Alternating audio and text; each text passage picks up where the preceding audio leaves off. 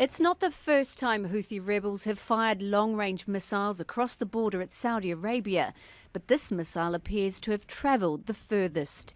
Hundreds of kilometres deep into Saudi heartland and only taken down close to King Khalid International Airport on the outskirts of the capital Riyadh.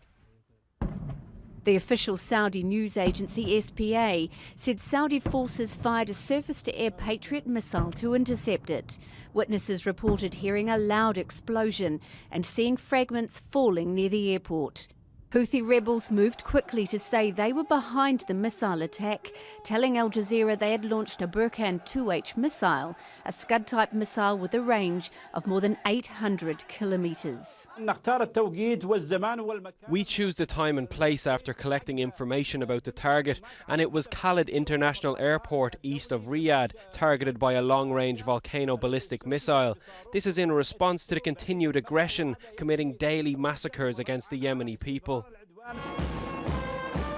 The conflict in Yemen pits Houthi rebels from the north, backed by Iran and troops loyal to former President Ali Abdullah Saleh, against Yemeni government forces. Back in 2014, the Houthis and their allies took control of the Yemeni capital, Sana'a. But the conflict widened early the following year, when a Saudi-led coalition of Arab countries stepped in with airstrikes to back up Yemen's government. In 2.5 years, the Saudi-led coalition has launched thousands of airstrikes.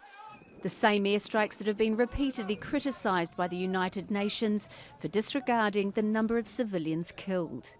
In return, Houthis and their allies have fired dozens of missiles into Saudi territory. Last week, a Houthi spokesman told Al Jazeera that Houthi fighters would target any country that attacks them. Abu Dhabi and others that target Yemen, as far as we are concerned, are a fair military target for our ballistic missiles. Any country that hits Yemen militarily will be targeted. Yemen was already the poorest country in the region before the war. Nearly 2.5 years of fighting has left it on the brink of collapse. A crippled infrastructure, abject poverty, 7 million people close to starvation, and since April, the world's worst outbreak of cholera. The UN says around 10,000 people have been killed and at least 40,000 wounded, mostly from Saudi-led airstrikes.